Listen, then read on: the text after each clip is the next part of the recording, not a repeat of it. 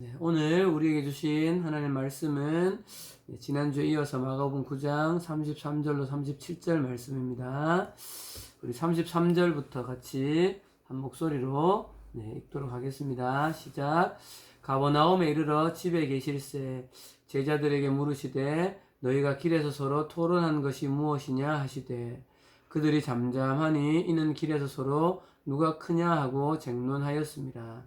예수께서 앉으사 12제자를 불러서 이르시되 누구든지 첫째가 되고자 하면 뭇사람의 끝이 되며 뭇사람을 섬기는 자가 되어야 하리라 하시고 어린 아이 하나를 데려다가 그들 가운데 세우시고 앉으시며 제자들에게 이르시되 누구든지 내 이름으로 이런 어린 아이 하나를 영접하면 곧 나를 영접하며 누구든지 나를 영접하면 나를 영접함이 아니요 나를 보내신 이를 영접함이니라. 아멘. 네, 반갑습니다, 여러분. 좋은 주일 아침입니다. 벌써 1월 넷째 주인데요. 귀한 시간 함께 각자의 자리에서 온라인으로 예배 참여하지만 함께 마음 다해서 잘 예배드리면 좋겠고요. 오늘은 우리 특별히 영찬이 친구가 같이 우리 예배에 참여하고 있는데 우리 영찬이 친구 이렇게 손 한번 흔들어 주세요. 네, 반가워요. 네, 자, 오늘도 우리는 우리에게 들려주시는 이 복음의 진리를 여러분들 전인격을 다해서 잘 여러분들에게 들려지는 그런 은혜가 있기를 원합니다. 여러분, 오늘 설교 서두에 지금 여러분들이 어떤 존재인가 내가 가지고 있는 정체성이 뭔가를 잘 판단하는 가장 간단한 방법이 있는데 그게 뭔가 하면 여러분들을 둘러싸고 있는 여러 외부에서 들려오는 어떤 소리들이 있잖아요. 뭐 예를 들면 누군가의 말 또는 뭐 노래 뭐 내가 보는 책 또 TV의 광고 또는 뭐 유튜브로 보는 영상 매체 뭐 이런 것들 중에 여러분들에게 의미 있게 들려지는 것, 또 다르게 말하면 내 귀가 좀 솔깃해지는 것, 조금 더 쉽게 표현하면 내가 자꾸 듣고 싶어 하는 소리, 그거를 잘 보면 돼요. 내가 자꾸 귀 기울여지게 되어지고 내가 자꾸 찾게 되어지고 내 마음이 자꾸 가는 그것을 지금 나는 사랑하고 있는 거죠. 여러분, 내가 사랑하는 것이 나의 정체성입니다. 또 다르게 말하면 내가 사랑하는 그것에 나는 깊이 내 삶이 매여져 있는 것이라고 생각하시면 돼요. 그래서 여러분, 내가 깊이 사랑하고 있는 그것이 내 귀에 의미 있게 들려지고 내 마음에 남는 거죠. 소망하는 사랑하는 여러분, 여러분의 전인격 속에 오늘 짧은 시간이지만 이 시간에 들려지는 이 하나님 나라의 진리가 여러분의 인격 가운데 정말 들려지는 은혜가 있으면 좋겠습니다.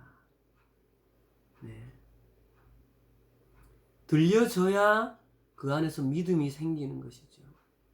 지난주에 우리는 예수님의 죽으심과 부활 그리고 예수님께서 말씀하고 계시는 그 하나님의 나라에 대한 오해하고 있는 것들을 향하여서 예수님께서 전혀 새로운 하나님 나라의 그 질서, 가치에 대해서 말씀하고 있는 것을 보았습니다. 오늘은 지난주에 이어서 예수님께서 말씀하신 우리가 이 땅을 살아갈 때 우리 삶의 가치와 기준으로 삼아야 할 그것이 무엇인가, 그것의 의미를 조금 더 나아가서 좀 살펴보려고 합니다. 사랑하는 남일교회의 다음 세대 여러분, 우리는 우리가 누구인지에 대한 분명한 정체성을 잘 만들어가고 찾아가야 합니다. 수년 전에 베드로전서 말씀을 통해서 팀장님이 거룩한 나그네라는 정체성을 여러분들에게 함께 말씀 속에서 찾아보았지요.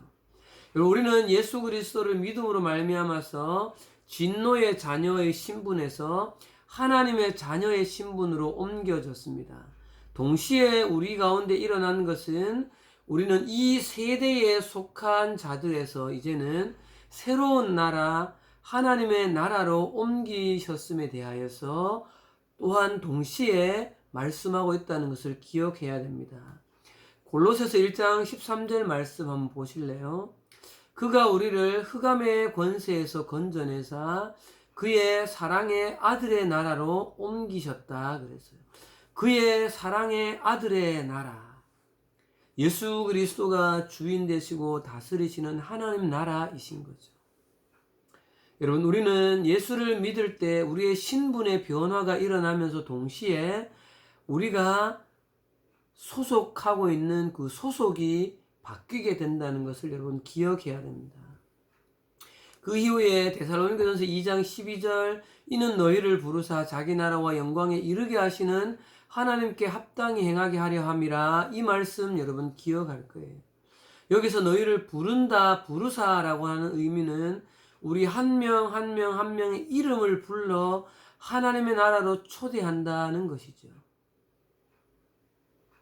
이후에 하나님께 합당히 행하게 하려 함이라 라고 말하는 이 합당히 행한다라고 말하는 이 말과 동일한 말이 오늘 우리가 읽은 마가복음 9장 33절로 37절까지의 말씀이 그 말씀이라는 거죠.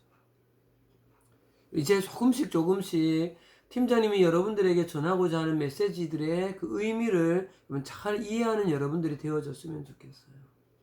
그래서 사랑하는 여러분, 우리는 이 땅에 발을 딛고 살아가는 이 땅, 이 세대에 속한 사람이 아니라 하나님께서 우리의 소속을 하나님의 나라로 옮기셨기 때문에 우리는 이 땅에서 발을 딛고 살아가나 거룩한 나그네로서 살아가야 한다는 거예요.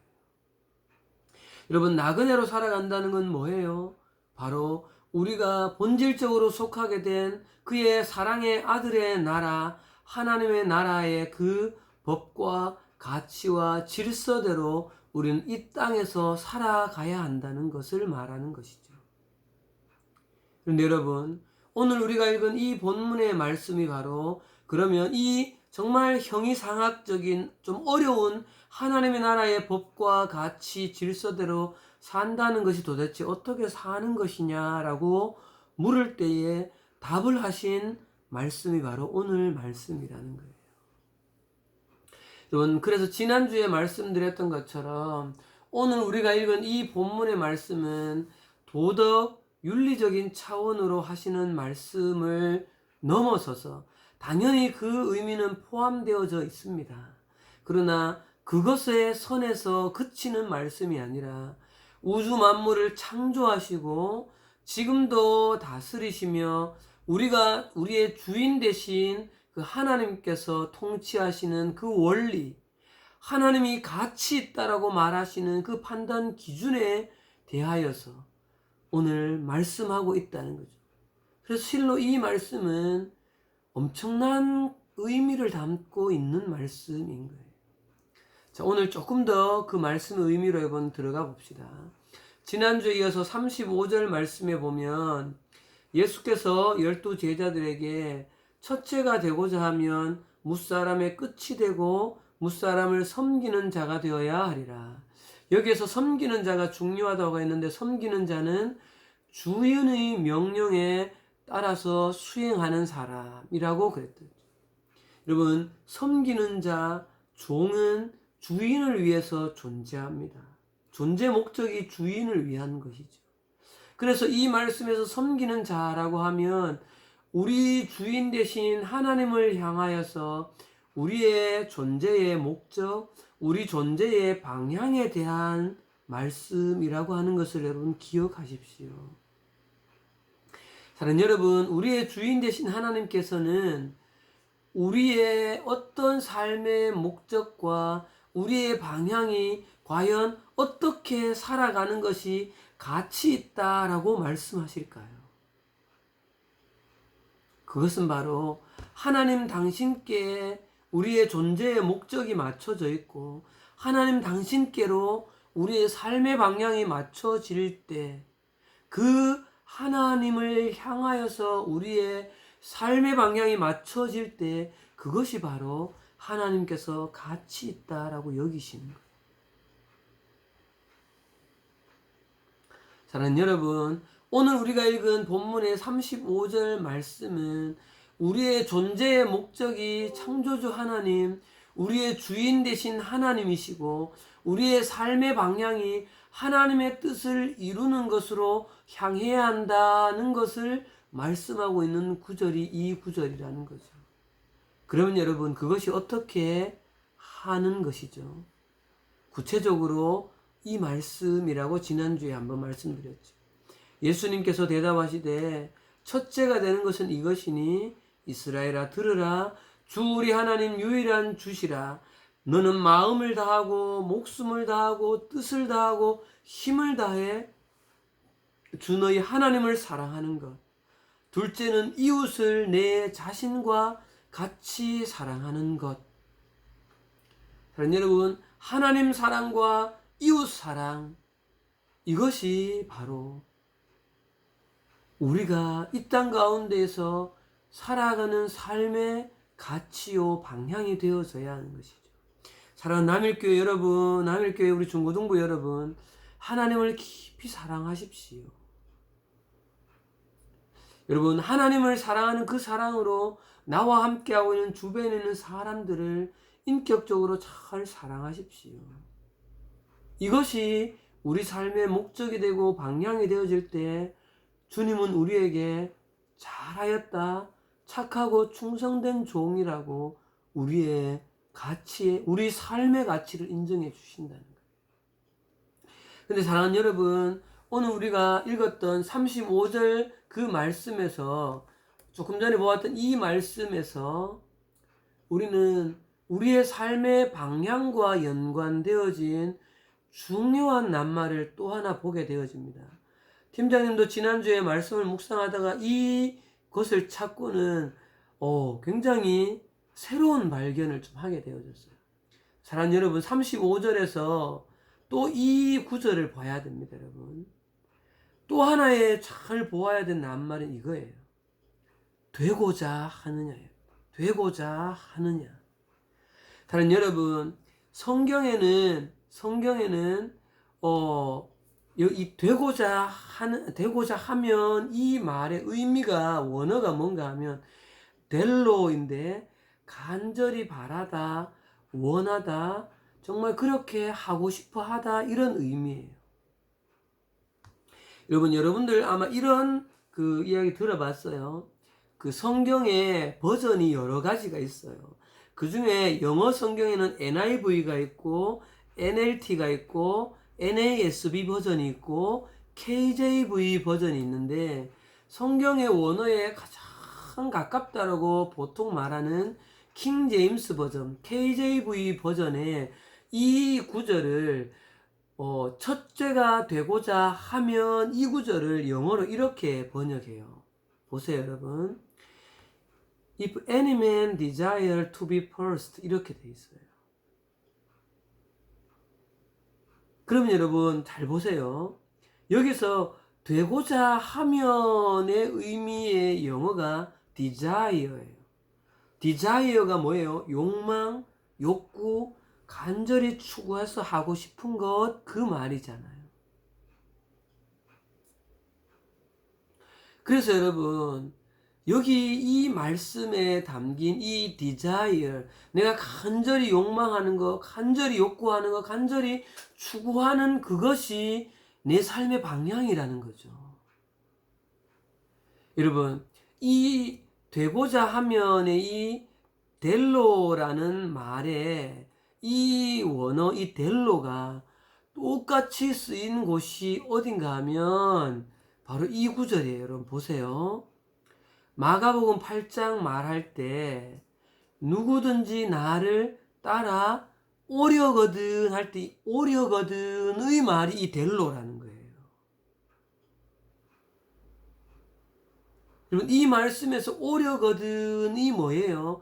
간절히 따라오려거든. 네가 정말 나를 간절히 따라오려고 그렇게 소망하고 그렇게 추구한다면 이 말이 조금 전에 우리가 보았던 첫째가 되고자 하면의 말과 같다는 거죠, 여러분.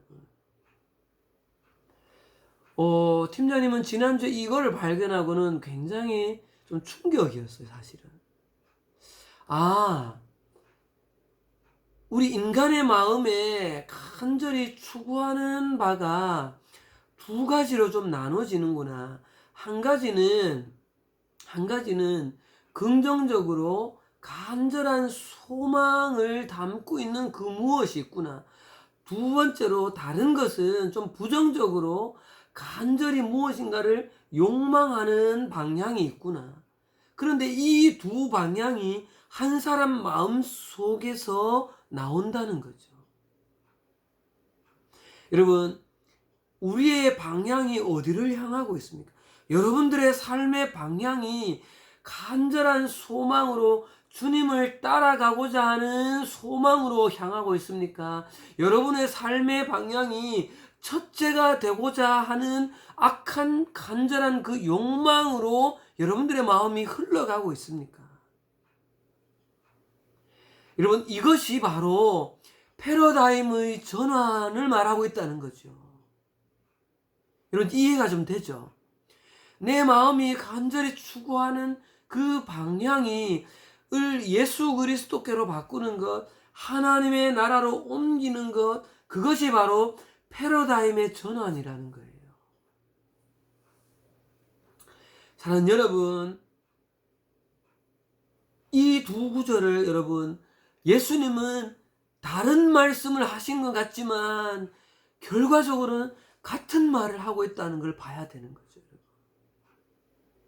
너희가 나를 따라오려거든 누군지 첫째가 되고자 하면의 이 델로는 한 사람의 마음의 중심을 꿰뚫고 보시는 주님의 마음인 거예요. 그래서 여러분, 우리 이 땅에 존재하는 모든 인간은 이 두 가지인 거예요. 하나님을 향한 간절한 소망이냐, 이 세상을 향한 간절한 욕망이냐, 이 두 가지의 속에서의 갈등이라는 거죠. 팀장님 속에서도 아직도 이 간절한 소망과 간절한 욕망 사이를 계속해서 왔다 갔다 하고 있는 것 같아요. 여러분, 믿음의 성숙이 무엇인지를 아세요? 소위 우리가 말하는 믿음 좋다라고 말하는 사람이 뭘까요? 우리의 마음의 중심에서 일어나고 있는 이 중심의 방향이 조금 더 70%, 80%, 90%, 99% 간절한 하나님을 향한 소망으로 가 있는 것, 그것이 믿음이 좋은 거예요. 사랑하는 여러분, 인간의 존재의 목적과 방향은 결과적으로 깊이 따져 들어가 보면 이 두 가지 중에 한 가지로 귀결되어진다는 거죠. 단 한 사람도 여기에는 예외가 없습니다. 여러분, 그런데 조금 더 나가볼게요, 여러분. 하나님은 왜 이렇게 끊임없이 우리에게 하나님을 향한 간절한 소망, 나를 간절히 소망하라라고 우리에게 말씀하실까요? 속된 표현으로 우리가 자주 말하면 하나님이 관심받고 싶어서 하나님이 관종이어서 그래요. 여러분, 오늘 이 말씀을 잘 들으십시오, 여러분. 우리를 창조하신 하나님께서 우리에게 이렇게 간절히 하나님 당신을 소망하라고 말씀하시는 정말 놀라운 이유가 있어요. 그게 뭔가 하면 여러분, 이 말씀이에요. 잠깐만요. 이 말씀에 제가 말씀드릴게요. 요한복음 8장 32절, 지난주에 봤던 말씀이에요. 진리를 알지니 진리가 너희를 자유롭게 하리라. 진리를 알지니 진리가 너희를 자유롭게 하리라. 사랑하는 여러분, 이 땅에 사는 동안 우리에게 참 자유를 주시기 위함이라는 거예요. 여러분, 여기서 말하는 자유를 잘 이해해야 됩니다. 여러분, 우리가 이 세대를, 이 세상을 간절히 욕망하며 이 세대에서 누가 서로 크느냐, 누가 서로 크냐, 끊임없이 내가 더 커지기를, 끊임없이 내가 더 많은 것을 가지기를, 끊임없이 내가 이 사람보다 더 나아야 된다는 것을 추구하면 추구할수록 우리는 거기에 노예가 되어져 버려요. 사랑하는 여러분, 이 땅의 가치를 끊임없이 욕망하며 살면 살수록 우리는 더 깊은 욕망의 수렁으로 빠져버린다는 거죠. 여러분, 우리가 하나님을 추구할 때, 하나님 나라의 가치와 질서를 소망하며 그렇게 나아갈 때 우리는 이 세상의 이 욕망에서 자연스럽게 빠져나와 진정한 자유를 여러분 누릴 수가 있다는 것을 여러분 반드시 기억하십시오. 어떤 목사님이 한 기자가 와서 당돌하게 예수님 그 목사님에게 이렇게 물었어요. 정말 유명한 목사님이셨는데 그분에게 기자가 여러 인터뷰를 하고 나서 마지막에 이 목사님에게 일어서면서 묻는 마지막 질문이 목사님은 왜 예수를 믿으십니까? 그때 이 목사님이 여러분 그게 말이 돼요? 목사님한테 왜 예수님을 이렇게 믿으십니까라고 묻는 게. 그런데 이 목사님 대답이 기가 막힌 거예요. 네, 좋은 질문이신데요. 저는 예수를 믿는 이유가 자유롭게 되려고 예수를 믿습니다. 이걸 말했다는 거예요. 여러분,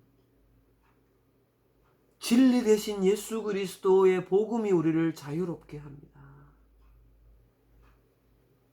하나님 나라의 가치를 추구할 때 우리는 비로소 자유를 누립니다.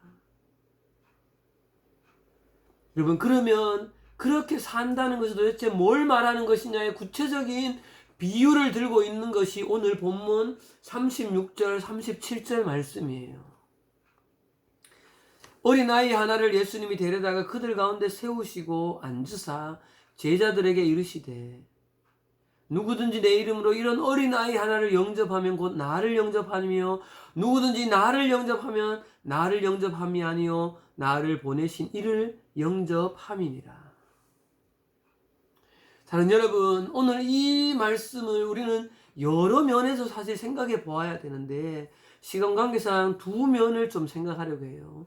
먼저는 여러분, 예수님께서 자기 자신을 어린 아이와 동일시한다는 사실이에요. 여러분, 누구든지 내 이름으로 어린 아이 하나를 영접하면 나를 영접합니다. 여러분, 어린 아이 하나와 예수님은 자기 자신을 어린 아이와 동일시한다는 거죠. 이런 말씀은 다른 곳에 또 찾아볼 수 있어요. 마태복음에 보면 임금이 대화되 내가 진실로 너희에게 이르노니 너희가 내 형제 중에 지극히 작은 자 하나에게 한 것이 곧 내게 한 것이다. 예수님이 이 땅에 계실 때 누구를 여러분 잘 만나고 계신지를 보세요. 성경을 읽을 때. 와, 기적을 일으켰다. 와, 이런 것을 했구나. 와, 놀라운 기적. 예수님 대단하네. 이런 것에 지우목하는 것이 아니라 예수님이 주로 누구를 찾아가시냐를 봐야 되는 거예요. 헐벗고 굶주리며 또는 고아와 어린 아이와 과부, 당시에 사회적으로 소외되어져 있는 그 연약한 자들을 찾아가시는 예수님을 봐야 하는 거죠. 사랑하는 여러분, 우리는 나 자신을 최소한 나보다 더 높거나 더 나은 존재와 나를 비교하고 싶은 것이 인간의 기본적인 속성인 것이죠. 누군가가 나를 내가 생각하는 것보다 더 못하고 내가 썩 좋아하지 않은 어떤 소위 말해서 레벨이 낮은 사람을 과 나를 견준다면 몹시도 속상할 거예요. 그것이 우리의 본성이에요. 그런데 예수님은 자기 스스로를 지극히 작은 자 한 아이, 당시에 사회적으로 가장 약자라고 놓인 그 사람과 스스로를 동일시한다는 거예요. 실제로 예수님께서는 어린 아이들이 예수님께서 올 때 제자들이 뭐라고 했어요? 너희들 오지 마라, 시끄럽다라고 쫓아내셨죠. 어린아이가 내게 오는 것을 그러나 금하지 말라라고 말씀하시면서 하나님 나라가 이런 것이다라고 그들의 존재를 받아주셨고 인정해 주셨죠.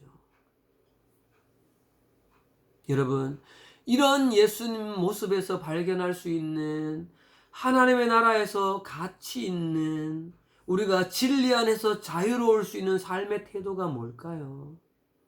그것은 바로 사랑인 거예요. 사랑하는 삶이에요. 하나님을 사랑하듯 이웃을 사랑하는 삶의 태도인 거죠. 가장 본질적인 사랑은 뭐예요, 여러분? 나와 상대방을 동일시 여겨주는 거예요. 이것이 사랑의 본질이에요. 여러분, 예수님이 이 땅에 오신 것을 생각해 보세요. 예수님이 초월적인 하나님으로 이 땅에 강림하시지 않았죠. 예수님은 인간의 몸을 입고 우리와 똑같은 인간의 몸을 입고 이 땅 가운데 오셨어요.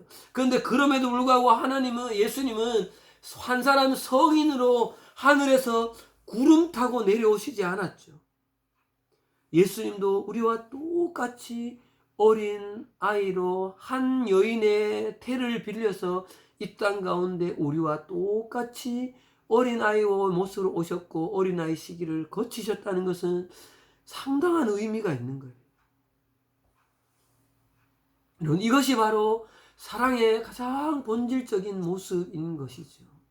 하나님 나라에서 가장 하나님께서 귀하다고 여기시는, 숭고하다고 여기시는 것, 우리가 진리 안에서 자유로워질 수 있는 삶은 누군가를 향한 깊은 사랑인 것이에요. 이것이 하나님 나라에 속한 우리가 따라야 할 아름다운 삶이라는 거죠. 사랑하는 여러분, 어느 날 예수님에게 한 부자 관리가 찾아와서 예수님에게 이렇게 물어요. 선생님, 내가 무엇을 해야 영생을 얻겠습니까? 이게 뭐예요, 여러분? 영생을 얻는다는 건 당신은 구원을 말하는 거죠. 지금 팀장님이 계속 말씀 전하는 것에 의하면 무엇을 하여야 하나님의 나라를 경험할 수 있겠습니까? 이 말인 거예요. 그때 이 사람이 예수님께서 살인하지 말라, 간음하지 말라 10계명을 쭉 말씀하세요. 그러니까 이 사람이 뭐라고 말하는가 하면 제가 어려서부터 그거 다 지켰습니다. 이렇게 말해요. 그러니까 예수님께서 그 사람의 마음의 중심, 그 desire, 그 욕망을 꿰뚫어 보시면서 네가 한 가지 부족한데 너의 가진 재물을 팔아 가난한 자들에게 주고 나를 따르라 이렇게 말씀하세요. 그 부자 관리의 마음의 중심에 디자이어 하는 그걸 예수님이 지적하시는 거예요. 사랑하는 여러분, 이 세대가 추구하고 있는 그 가치인 재물을 많이 모으는 것, 돈을 많이 버는 것, 그것이 우리 삶의 가장 중요한 가치라고 여기는 경향이 이 시대는 너무 팽배해져 있습니다. 그러나 예수님은 오히려 그것을 가지고 가난한 이웃에게 나누어 줄 것을 그에게 요구하는 거예요. 그거 결국은 뭐예요? 이 세대의 욕망과 하나님을 소망하는 것, 그것에 결정을 하라는 것인 거죠. 사랑하는 여러분, 조금 전에 그 부자 관리는 예수님의 이 마지막 말씀을 듣고 근심하여 돌아갔더라라고 말하고는 성경은 더 이상 그 사람에 대해 언급하지 않아요. 그 사람이 과연 어떻게 이후에 했을까는 잘 모르겠어요. 예수님의 그 다음 말씀이 뭐라고 하시는가 하면요, 재물이 있는 자는 하나님의 나라에 들어가기가 심히 어렵다. 낙타가 바늘 구멍으로 들어가는 것만큼 어렵다. 이렇게 말씀하세요. 사랑하는 여러분, 이 땅의 가치를 대표하는 재물이라고 봅시다. 이 땅의 가치를 추구하면 추구할수록 하나님의 나라에서는 멀어지는 거예요. 여러분, 재물을 추구하면 추구할수록 우리는 재물의 노예가 되어져요. 여러분, 명예를 추구하면 추구할수록 명예의 노예가 되어지고, 여러분, 무엇인가 사람들에게 인정받는 것에 그것을 추구하면 추구할수록 그것의 노예가 되어져 버리는 거죠. 이 세대를 욕망하면 욕망할수록 하나님의 나라에는 멀어진다는 것이 원리인 거예요. 방향 자체가 다른 거예요. 방향 자체가 다른 거예요.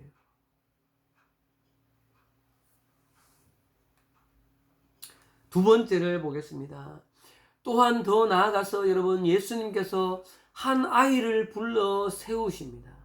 그런데 여러분, 여기서 잘 보셔야 됩니다. 여기서 잘 보아야 할 것은 그냥 멀찍이 이 아이를 세워놓은 게 아니라는 거예요.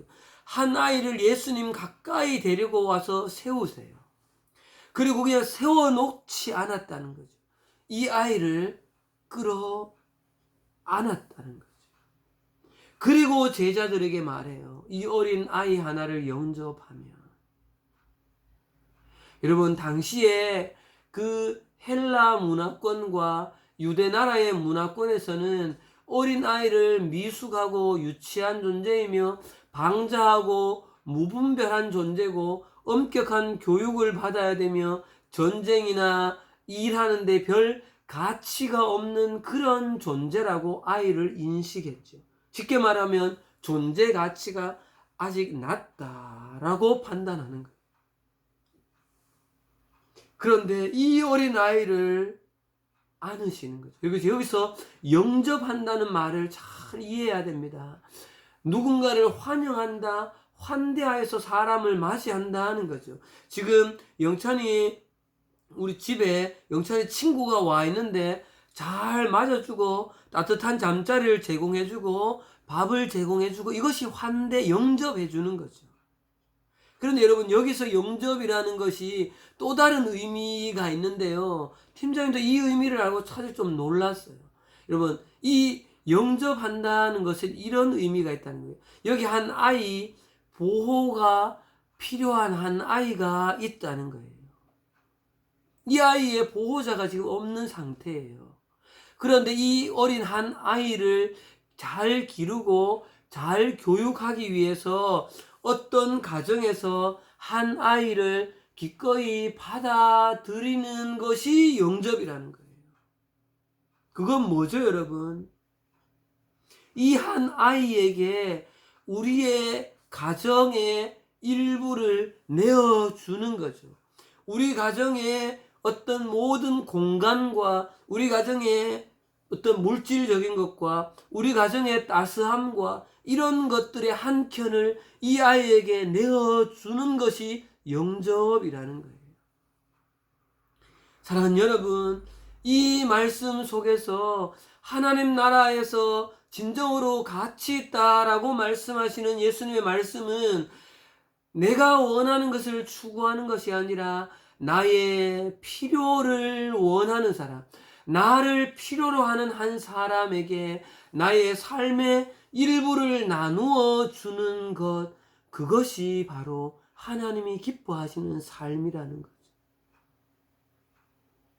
여러분, 지금 이 시대는 네가 하고 싶은 걸 해라, 네가 좋아하는 것을 해라, 네가 하고 싶은 것을 그것을 추구하며 살아가라라고 우리에게 끊임없이 이 세대는 우리에게 메시지를 덤깁니다. 여러분, 이것과 구분을 해야 됩니다. 내가 건강하게 나를 사랑하는 것과는 다른 메시지임을 여러분 이해하십시오. 건강하게 나를 사랑하라고 말하는 것이 아니라 네가 네 자신이 욕망하는, 델로 하는 그 디자이어하는 그것을 추구하며 살아라, 그렇게 살라고 우리 세대는 우리에게 계속해서 메시지를 던집니다. 그러나 하나님은 우리에게 자신의 만족을 추구하는 삶이 아니라 다른 누군가의 삶의 필요에 기꺼이 나의 삶을 내어주라. 그것이 사랑하는 삶이라는 거죠. 여러분, 예수님이 왜 이 땅에 오셨습니까?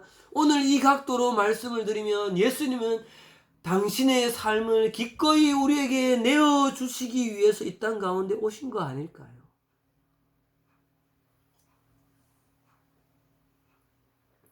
여러분, 이것을 하나님 나라에서는 가치롭게 여긴다는 거죠. 여러분, 우리가 진리 안에서 자유로워질 때는 끊임없이 방향이 나를 향하여서 가면 거기에 매몰되어져 버립니다. 끊임없이 하나님을 향하여서, 위로는 하나님을, 끊임없이 밖으로는 이웃을 사랑하는 삶을 살아갈 때 비로소 우리는 진리 안에서 자유로워질 수 있는 것이죠. 그것이 십자가가 우리에게 던지고 있는 메시지임을 사랑하는 여러분 기억하십시오. 그것이 진리가 너희를 자유롭게 하리라의 의미라는 것. 사랑하는 여러분, 마지막으로 우리 고린도전서 3장 말씀을 한번 찾아봅시다. 성경 고린도전서 3장 말씀을 찾아보세요. 여러분, 이렇게 살아가라고 하는 말씀에 강한 경고의 말씀을 하고 있습니다. 고린도전서 3장에 보면 9절부터 볼게요. 우리가 팀장님이 가끔 이 말씀을 묵상했던 말씀이죠. 우리는 하나님의 동력자들이여 너희는 하나님의 하나님의 밭이요 하나님의 집이라. 내게 주신 하나님의 은혜를 따라 내가 지혜로운 건축자와 같이 터를 닦아 두매 다른 이가 그 위에 세우나 그러나 각각 어떻게 그 위에 세울까 조심할지니라. 이 닦아둔 것 외에 능히 다른 터를 닦아둘 자가 없으니 이 터는 곧 예수 그리스도라. 그럼 잘 보세요. 이 말씀은 넌 크리스찬에게 하는 말씀이 아니라 그리스도인들에게 하고 있는 말씀이에요. 우리 그리스도인이 우리 인생에 예수 그리스도라는 터 위에 인생의 집을 짓는다는 거예요. 자, 봅시다 여러분. 11절에 이 닦아둔 터, 11절 했죠. 12절, 만일 누구든지 예수 그리스도라는 그 터 위에 금이나 은이나 보석이나 나무나 풀이나 지푸로 이 터 위에 예수 그리스도라는 터 위에 집을 세우면 13절에 각 사람의 공적이 나타날 터인데 그날이 공적을 밝히리니 이는 불로 나타내고 그 불이 각 사람의 공적이 어떠한 것을 시험할 것이니라. 사랑하는 여러분, 예수 그리스도를 믿는 우리도 하나님 앞에 설 때가 있는데 그때에 불로 우리의 삶을 정화시킨다는 거예요. 모르겠어요. 이 불로 정화시킨다는 것이 어떻게 하는지는 이해할 수 없으나 불로 우리의 삶을 정화시킬 때 보세요 여러분. 14절에 만일 누구든지 그 위에 세운 공적이 그대로 있으면 상을 받고 누구든지 그 공적이 불타면 해를 받으리니. 사랑하는 여러분, 우리의 살아가는 우리 평생의 삶이 주님의 불로 심판할 때가 오는데 그 불 앞에 남아있는 것이 있거나 아니면 다 타버린다는 거예요. 그럼 보세요 여러분. 15절을 다시 보세요. 누구든지 그 공적이 불타면 해를 받으리니 그러나 자신은 구원받되 불 가운데 받은 것 같으리라. 예수를 믿었기 때문에 나는 예수님을 믿는 믿음 때문에 구원을 받아 하나님의 나라의 영원한 그 나라에 들어가지만 하나님 앞에서 인정받는 나의 이 땅에서의 삶은 아무것도 남는 게 없다는 거죠. 그러나 어떤 사람은 금과 은과 보석, 이건 뭐예요? 불에 타지 않는다는 거예요. 아까 나무와 집과 풀은 타버리는 것을 대표하는 거예요. 사랑하는 여러분, 우리의 삶은 주님 앞에서 이렇게 결과를 드러낼 때가 온다는 거죠. 오늘 우리가 읽은 이 본문의 말씀을 볼 때는 조금 전에 말씀드렸던 사랑의 삶, 누군가에게 나의 삶의 일부를 내어주는 것, 하나님께서 가치롭다라고 여기는 그것만 불로 심판할 때 남는다는 것이죠. 그리고 우리에게 그 남는 것을 가지고 우리에게 칭찬하실 거예요. 그래서 우리는 그렇게 살아가는 우리의 삶에 한가득의 금과 은과 보석을 가득 들고 그 영광스러운 구원의 문을 넘을 것이라는 거죠. 여러분, 말씀을 정리하겠습니다. 사랑하는 여러분, 오늘 말씀을 들으며 여러분 어떤 마음에 소망함이 생깁니까? 우리의 삶에, 여러분의 삶에 정말 주님 앞에 섰을 때에 남는 어린아이 하나, 그 사람에게 나의 삶을 내어주는 그런 정말 주님께서 이 땅 가운데 오신 그 십자가의 삶을 살아가는 사랑하는 여러분들이 되어지기를 간절히 소망합니다. 그래서 정말 여러분들이 하나님을 향한 소망, 이 세상을 향한 욕망이 아니라 하나님을 향한 소망의 삶을 살아가기를 간절히 기도합니다. 같이 기도하시겠습니다. 살아계신 하나님, 은혜를 감사합니다. 예수님께서 어린 아이 하나를 붙잡으시면서 누가 크냐라고 논쟁하였던 제자들에게, 얘들아, 그것이 아니란다. 내가 말하는 하나님의 나라, 이 땅 가운데 임한 하나님의 나라에서 귀한 것은 그런 것이 아니란다 라고 말씀하시는 주님의 말씀을 우리가 부여잡고 하나님의 나라에 가치 있는 주님께 인정받는 삶을 살아가는 우리 모든 남일교회 마제테스 중고등부 학생들과 선생님들이 될 수 있도록 인도하여 주시옵소서. 예수님 이름으로 기도합니다. 아멘. 우리 이 찬양 이렇게 하나님 앞에 드립시다. 우리 일상 찬양입니다.